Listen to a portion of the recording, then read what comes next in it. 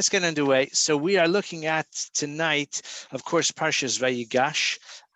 This is a fascinating parsha dominated by the climactic revelation in which Yosef reveals himself to his brothers. It begins with the dramatic appeal and approach on the part of Yehuda, part diplomatic double entendre, part threatening, part conciliatory. I mean, both simultaneously, really. But what I'd like to look at is starting with Perek Mem Dalid, Pasuk Lamed. And this is the end, really, the sort of crescendo of the appeal of Yehuda to try to persuade Yosef, not knowing that it is Yosef, to reconsider and to be specific, to trade him, Yehuda, in place of Binyamin. So take a look at Pasuk Lamed. Va'ata b'vo'i el avdecha avi v'hanar einenu itanu v'nafsho kshura b'nafsho. When I bevoi, when I, meaning your, when I return to your servant, my father, and the young lad, that is to say Binyamin, enenu itanu, is not with us, kiroso, avanavsho kshura b'navsho, his soul is connected to his soul. So kishura is of course related to kesher, so there's a natural affinity for me there. But the expression nafsho kshura b'navsho is quite notable. We don't find that expression elsewhere. And at the simple level, Yehuda is demonstrating or expressing to Yosef how closely connected they are, the bond between father and son, even though the father has lots of sons. But as he has explained, this son, Benjamin, is the youngest son, the older brother, the only brother that he has, the full brother of that youngest son, is gone, is lost. We don't know what became of him.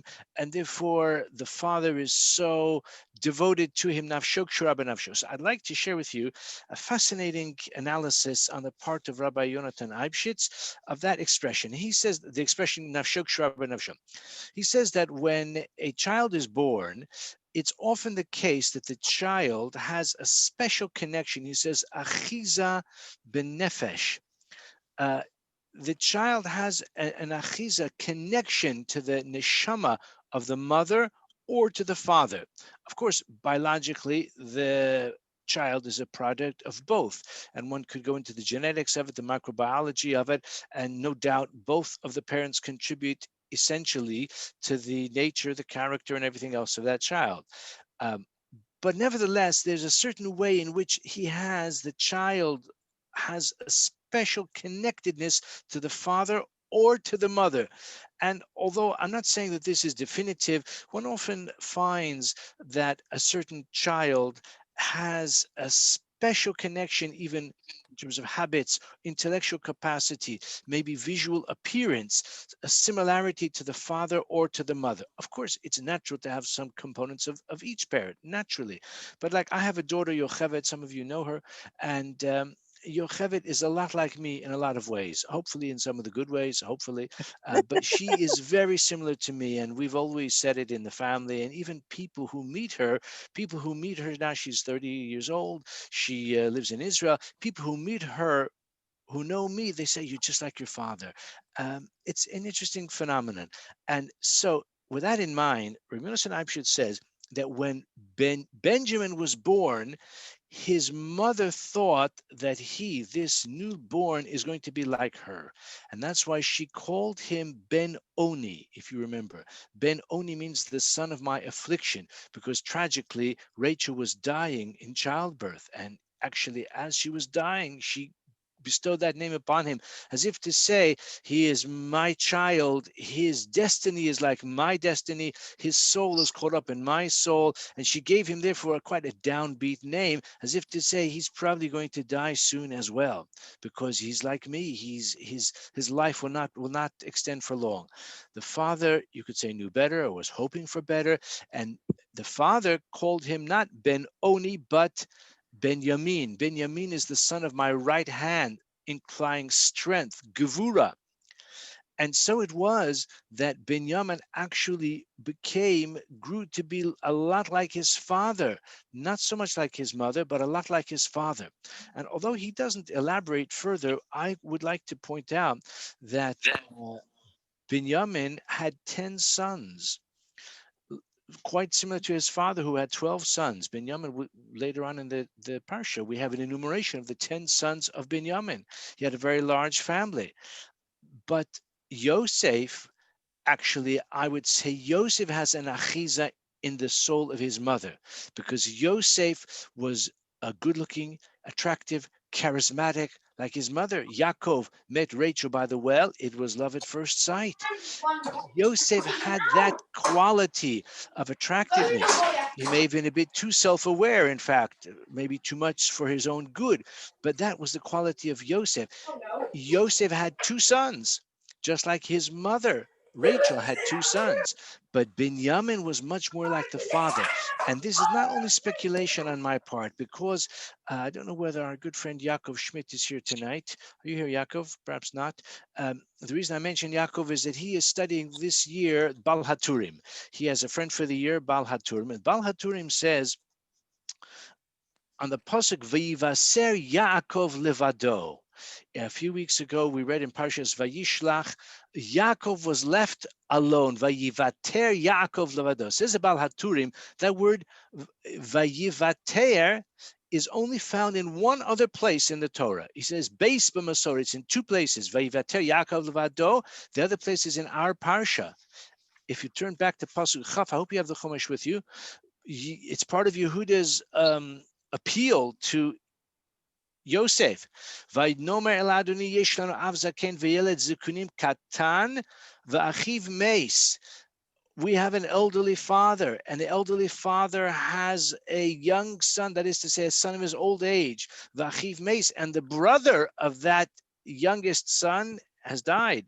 Vayivaser hu levado. That expression, vayivaser hu levado, is exactly found in the only by Yaakov. It's found only in Yaakov and Binyamin. Vayivaser Yaakov levado. Vayivater, he's left alone. It's found only by Yaakov and Binyamin, because Binyamin had a special connection to Yaakov. And if you think about it, Yaakov had 2 wives, 2 concubines, but he only ever wanted 1 wife. Rachel was the wife whom he chose.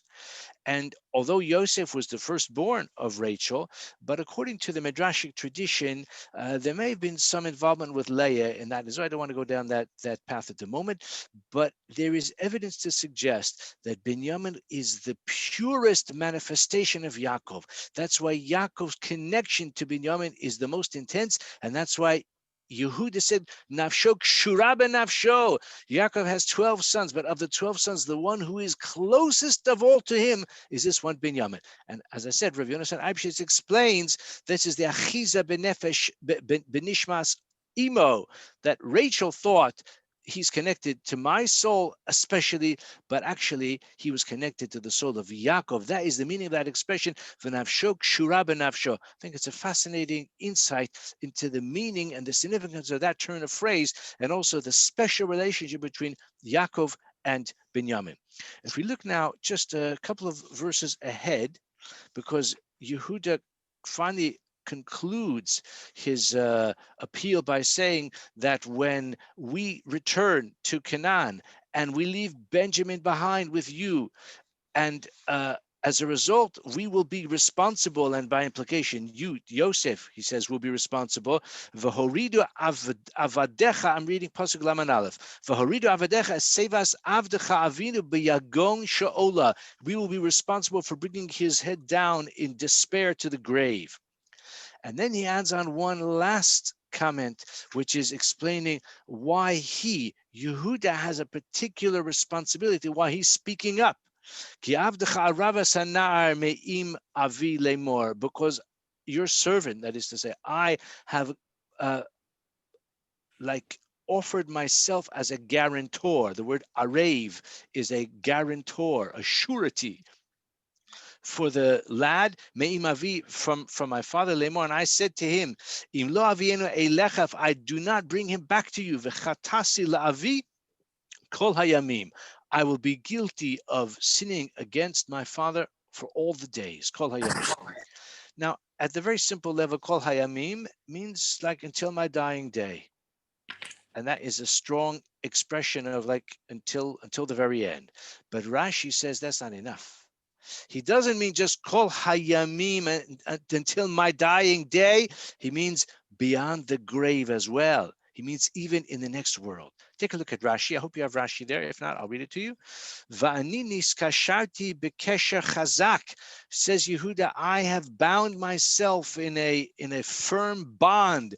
Lihyos menuda b'shnei olamos, to be like anathematized, to be put into cherem,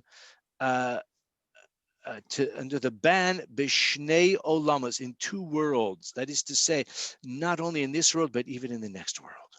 So Rav Yonatan Eibeschutz explains the basis, even al derech hapshat, for this interpretation, why Rashi says kol hayamim means not only my days in this world, but even in the next world. Why? He says, actually, it's quite logical, because Yaakov, for certain, only agreed to send Benjamin out of utter necessity, as his sons had said to him repeatedly that we cannot go down to Egypt unless we take Benjamin with us. And Yaakov was extremely reluctant to send him. In the end, he only did because Yehuda offered himself as the guarantor, and of course, the total urgent necessity of the matter, because otherwise they were at risk of dying from the famine. So if they're going to die from the famine anyway, so what help is it going to say for Yehuda to say to his father, send Benjamin, and if not, and I'll guarantee his survival, because Yaakov has no reason to delay in sending Benjamin anymore, because if he sends Benjamin, maybe Benjamin will never come back. But if he doesn't send Benjamin, they'll all stay in Canaan and they'll all die of hunger. So if it's just a matter of survival or success in this world, then it's a no-brainer. Either Benjamin takes a risk of possible death in Egypt, or they all suffer the inevitable torturous death through hunger and famine in Canaan.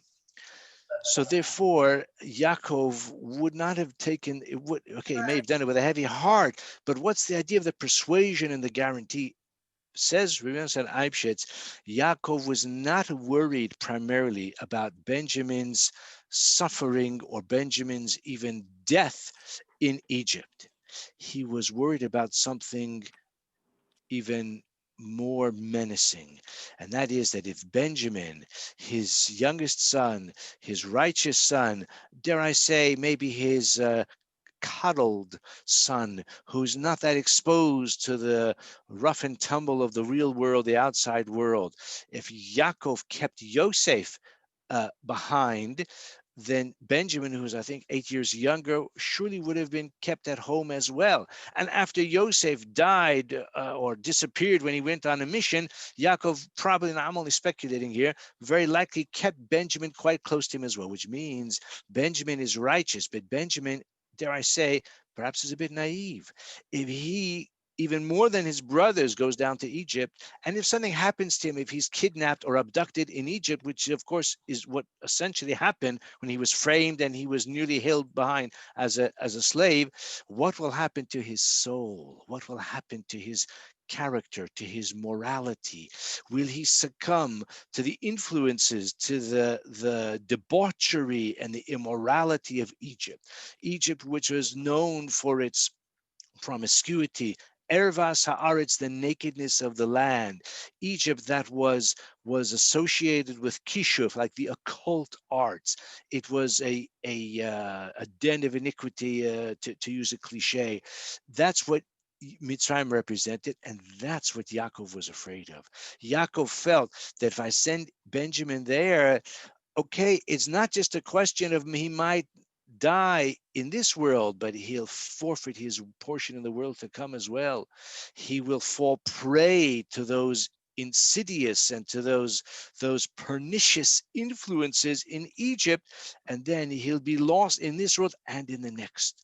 That is why Yehuda said, Chatas v'kol hayamim, I will undertake to guarantee his return, and if not, I will volunteer my own place in Olam Haba as a surety. That is to say, although, it's not that Olam Haba is exactly a commodity to be bought and sold and bartered, but it's as if to say that if Binyamin becomes corrupt through the exposure and the influences and the lure of Mitzrayim, and he forfeits his place in Olam Haba, he can take my place. I'll give him my portion in the world to come. And that's what ultimately persuaded Yaakov to let him go. Even though I said it's not really a commodity, but we do find there's a famous Hasidic story, which I've told in the past. I don't want to repeat it now, about a man who sold his portion in the world to come. And then subsequently, the one who bought it wanted it to give it back, or he bought someone else's portion in the world to come. Anyway, it's a great story, but it's not for now.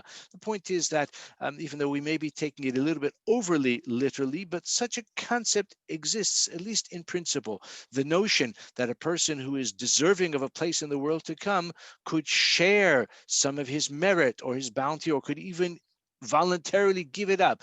Or maybe it was only a turn of phrase. Maybe it was only a figure of speech of what he said to his father. Okay, in any case, this is how Rabbi Yonatan Eibeschutz explains it, that his concern, Yaakov's concern, was for the soul of Benjamin. Because if it was just his life or his death in this world, they were all facing death by starvation in this world in any case. Elamai, it must be that he didn't want Benjamin under any circumstances to endanger himself spiritually by going to Mitzrayim, and that Yehuda undertook to be his guarantor, which of course helps to explain why Yehuda, more than any of the other brothers, was determined to, produce this last gasp, this final, don't want to mix my metaphors, Hail Mary, in order to try to persuade Yosef to reconsider. And finally, I want to explore the words of Yosef when he finally does reveal himself to his brothers. And it's interesting, it is evident from the text itself that Yosef wanted to maintain the ruse a bit longer. He wanted to find a way, and probably that was his intention, to find a way to bring Yaakov down to Mitzrayim as well. But he couldn't maintain the facade any longer. And take a look with me at chapter 45 from the very beginning. It's only a couple of verses still ahead of what we're up to right now. Yosef could not restrain himself in the presence of all of those who were there. Remove every person from my presence. No one stood with him when he revealed himself to his brethren. And he raised his voice and he cried, and everyone heard it. They didn't know what the cry was about, but they heard him cry. He wailed. Vayomer, now take a look at Pasuk Gimel. Vayomer Yosef el Echav, Ani Yosef. Yosef said to his brothers, I am Joseph. And he said three more words. Ha'od avichai. Is my father still alive? One of the most dramatic moments, surely, in all of Jewish history and all of history itself. Certainly a climactic moment, because this is the fulcrum on which will turn the descent of the family of Yaakov to Mitzrayim, and it will be the beginning of the fulfillment, or maybe not the very beginning, but it will be a precursor to the fulfillment of the prophecy to Abraham of the fact that Abraham's descendants will be enslaved and persecuted in a foreign land, etc., as we shall see right now. Because what needs an explanation is, what was his intention when he said, Ani Yosef, and then he adds on through his Ha'od Avichai, is my father still alive? Now, the reason that this question demands some attention, some response, is obvious. Yosef had already asked them previously, how about the father that you spoke about? Is he still alive? Is he well? And they already told him, yes, he is. That was before the trauma of framing Benjamin and before they came back to Egypt for this further conversation. But it was also before they had a chance to go back to Canaan. In other words, Yosef had previously asked them, is he still alive? They said yes. They have had no opportunity to get any further updated information. It's not as if they returned to Canaan and now they've come back to Egypt yet again. They haven't. They hadn't gotten very far out of the town even before they were hauled back. So why does Yosef ask them again? Now, you could say maybe he thought that they weren't telling the truth the first time. Much has been written about this. I want to share with you an approach, actually three approaches of Rabbi Yonatan Eibeschutz to this question. So the question is, what opportunity did they have for a further update, like a status update on Facebook or some other method to provide more up-to-date information compared to what they had already told him? So what is Yosef hoping to gain by repeating the question? So he says the following, Yosef's whole purpose here was to reassure his brothers. He knew that they would be deeply shocked and profoundly humiliated when he revealed himself to them, when suddenly everything becomes clear why this viceroy is giving them such grief. And of course, their recollection of what they did to Yosef, which probably was on their minds continuously, surely would have come crashing down into their consciousness yet again. What we've done to him, what he's done to us, how humiliating this experience is, that we are now confronted by the very young brother that we sold into slavery all those years before. His intention is to appease them, to comfort them. Yosef does not want for them to wallow in their guilt. He does not want to cause them to intensify their pain, and he wants to reassure them. He says, Ha'od avi chai, does my father yet live? He doesn't just mean, is his heart still beating? Is he still perambulating? Is he still functioning as a living person? He means, does he still live spiritually? Does Yaakov's prophetic spirit still accompany him? If so, if my father still lives, if he still has Ruach HaKodesh, then he will know that I am alive. He will know that I am not only alive, but that I have maintained my righteousness, and therefore he will know that it's not my intention to kill you or to torment you, even though of course, he did subject them to quite a lot of anxious times already, but he's not going to, in other words, he's saying that if my father still lives, then he will know that it's not my intention to kill you or to wreak vengeance, to finally get my revenge against you. That's not my intention. Now, the interesting thing is that although he doesn't say this, the implication, meaning the expression, Ha'od avichai, is my father still alive, the implication that it is associated with Ruach HaKodesh, with prophetic intuition, is evident from later on. Because when the brothers tell Yaakov that Yosef is still alive, so the Torah says, Vatechi Ruach Yaakov Avihem. I'll just show you where that pasuk is.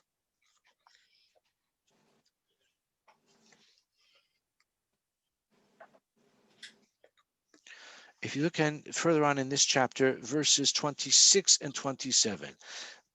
Pasuk Chavav. Vayagidu lo lemor. They spoke to him, to their father, and they said to him, O Yosef Chai. Yosef is still alive, and he is the ruler over all of Egypt. Vayafagli bo. His heart skipped a beat because he couldn't even believe them. But eventually, they persuade him that it is so. Vatechi, look at the last words in the following pasuk, Chaf Zayin 27. Vatechi ruach Yaakov avihem. Yaakov's spirit was revived. Take a look at Rashi. Rashi says, Vatechi ruach Yaakov she Sharsa alav shchina shepirsha mimeno. The shchina, the divine presence, which had left Yaakov during all of those years of sadness, of despair, of depression, because of the loss of Yosef. The Shekhinah which had left him now returned to him. From here we see firstly that the idea of life, when it comes to Yaakov, refers to spiritual life and refers to the life of Ruach HaKodesh. But we also see from there that it had left him during those years, which means that although Yosef said, Ha'od Avichai, does he still have the capacity, does he still have the prophetic intuition? The answer was no, the prophetic intuition has left him. But in any case, that was Yaakov's intention. That's the first thing he says. Then he has another suggestion as well, Od Yesh Lomar. He says, we know about another case of someone who felt deceived or defrauded or exploited by his brother, and in his anger and in his jealousy, he expressed his intention to kill him. But he said, I'm not going to do it immediately. I'm going to do it once my father dies. And of course, I'm sure you know that I'm referring to Esav.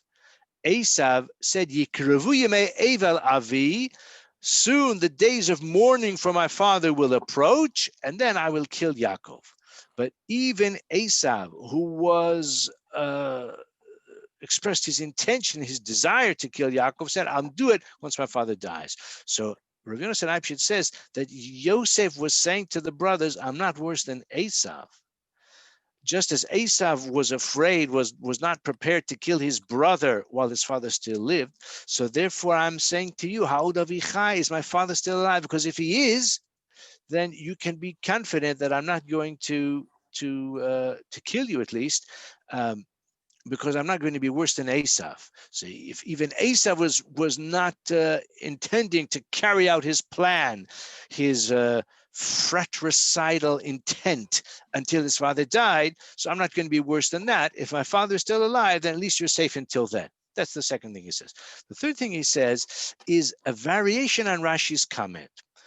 Let's look again at Pasuk Gimel and Pasuk Dalet. Vayomer Yosef elechav ani Yosef. Yosef said, I am Yosef. Ha'od avichai, is my father still living?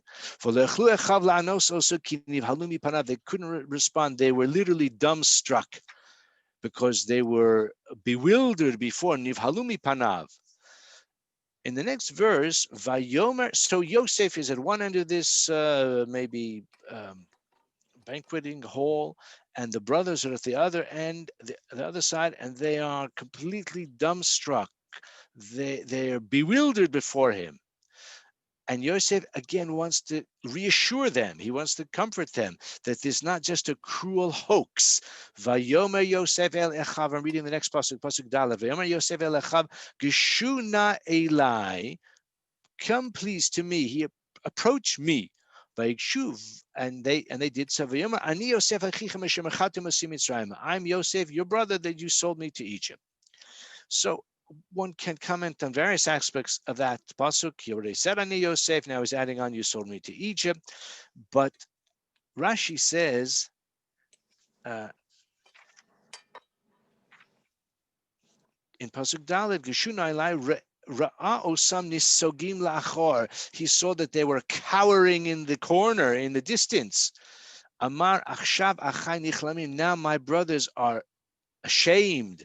They're terribly humiliated. Kara lehem balashon raka v'tachanunim. He called to them in a tender and sensitive manner. And look at the next words in Rashi. For those who have the Rashi, v'her elahem shehu machul. He showed them that he is circumcised. Show them he's circumcised. And this is part of his way of proving that I really am Yosef, because I'm circumcised. That's why they had to come close. He wanted to show them something private.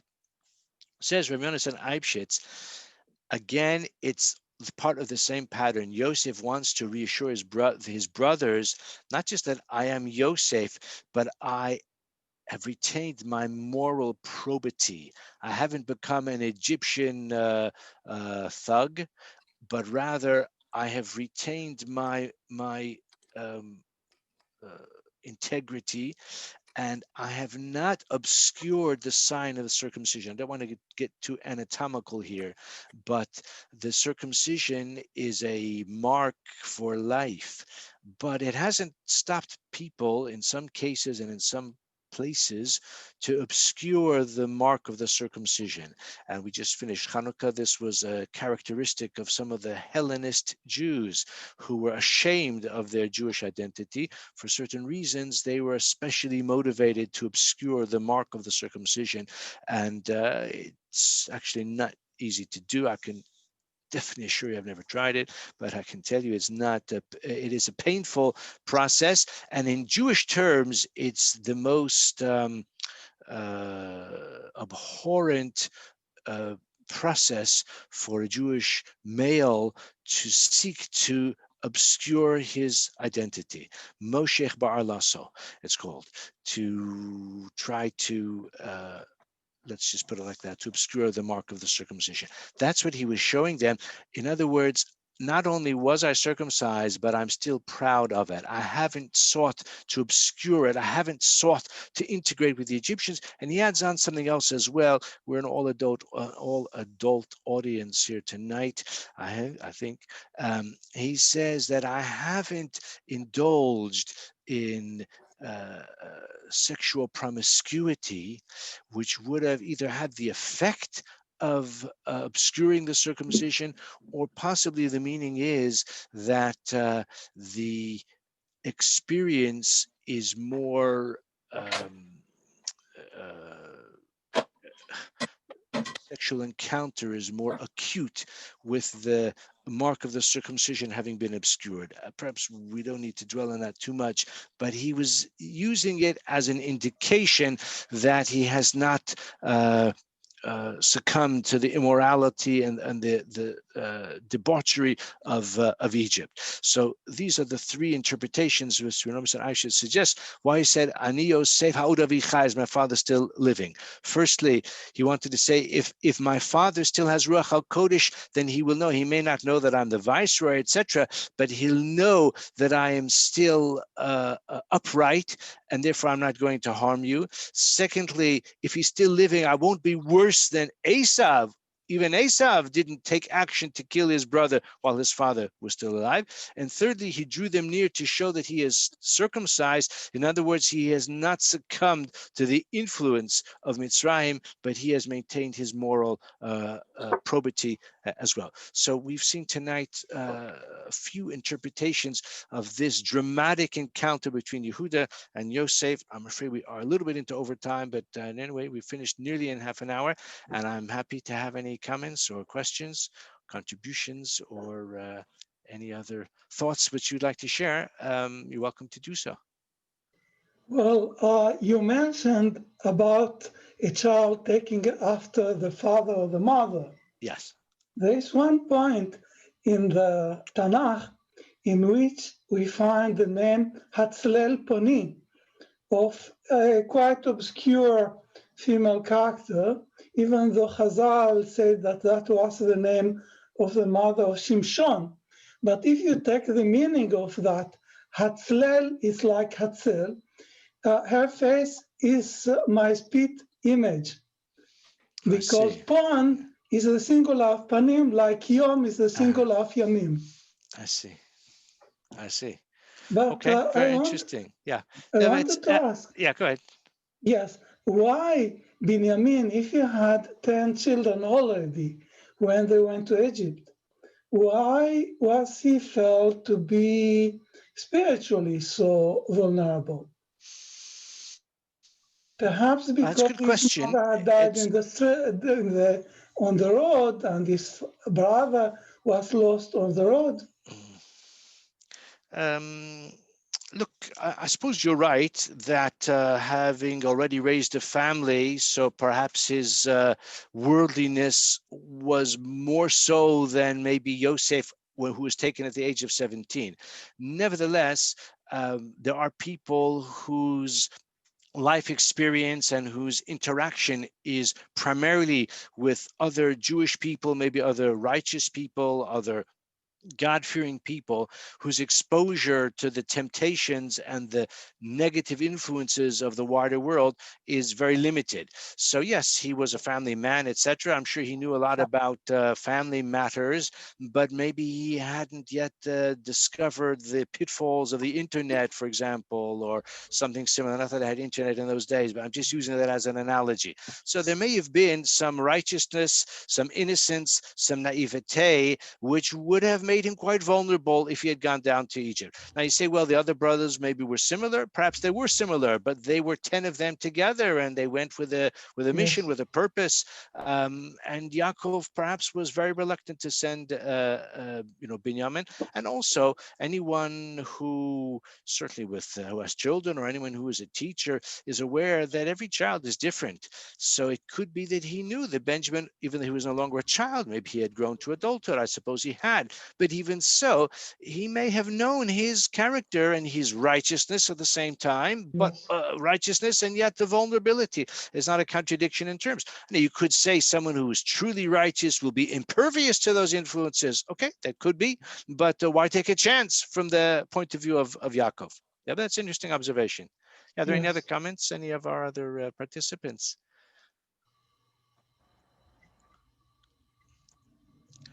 Okay, well, we'll leave it at that. Thank you very much for joining us. And tomorrow is a fast day. Tomorrow is also a bit of a public holiday. We can't escape that, the consciousness of that as well.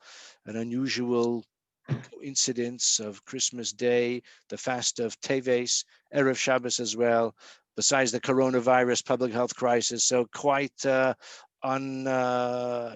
novel, unprecedented convergence of circumstances. But anyway, I hope we've shared some interesting insights into a very well-known passage, but one which continues to reveal new insights.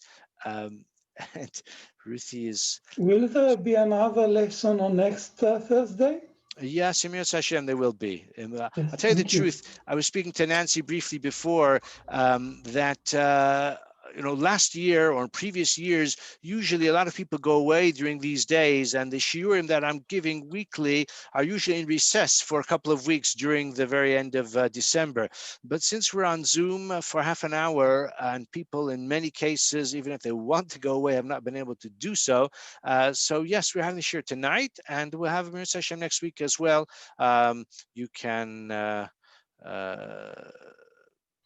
We can all end the year, the civil year, on hopefully a strong note, a note of Torah insight as well. Okay, Any Thank you ideas very about much. the fast to about make the it fast, uplifting? to make the fast. You want to uplift people for the fasts. The fast is about reflecting on the sadness. Is not really about uplifting. But yeah, in a way, the convergence with Christmas maybe is apropos from that point of view. I'll just mention one thing which a colleague of mine observed, that it's very unusual for us to fast on a Friday. In terms of a public fast, a person may choose to fast on Friday, but in terms of the Tanis Tzibor, it's the only fast day in the Jewish year that can ever fall on a Friday. The other ones never fall on a Friday. They don't fall on a Friday. But only the fast of Teves can fall on a Friday, and even that is quite infrequent. The last time was about 7 years ago. It doesn't happen very often. We don't favor fasting on Friday because we don't want to enter Shabbos when we're in a state of agitation or depression or hunger. That's not the preferred circumstance. But when it falls on Friday, we do fast on Friday. A colleague of mine in New York made the observation that in a certain way, it will help us appreciate Shabbos more. He said that he was once invited to a certain holiday, what they call them, a bungalow colony in the New York area. And I guess this was not necessarily of the most Haredi variety. I'm sure they were, mitzvah observant at a certain level. Anyway, he was there for however long, and he said on Friday afternoon they had like a weekend party, they called it, to kind of ease your way into the weekend. So Friday afternoon they had a barbecue with meat, with steak, with chicken, with beer, and all of that. So by the time they finished, of course, they had no appetite for Friday night dinner. They had no appetite for Shabbos even. None of them came to shul because they're all recovering from their American Friday afternoon summer excess. He said that this to him illustrated the peril of not appreciating Shabbos, not expecting Shabbos. In other words, Shabbos is not just the beginning of the weekend. Shabbos is the centerpiece of the week. And one should anticipate Shabbos, look forward to Shabbos, and certainly this tomorrow night when we eat the dinner, for those who are fasting the whole day, we'll have a proper appetite for Shabbos. We'll look forward to Shabbos in the right way. So even though we don't actually favor fasting on Shabbos, but when we do, on those occasions when the calendar warrants doing so, there may be still some merit, some message in that as well, that it gives us the hunger for Shabbos, the desire to welcome Shabbos, to experience the spirituality of Shabbos, not only the food, but also the spiritual nourishment that Shabbos represents as well. Okay, that's enough for me. I wish everyone Shabbat Shalom. Thank you very much.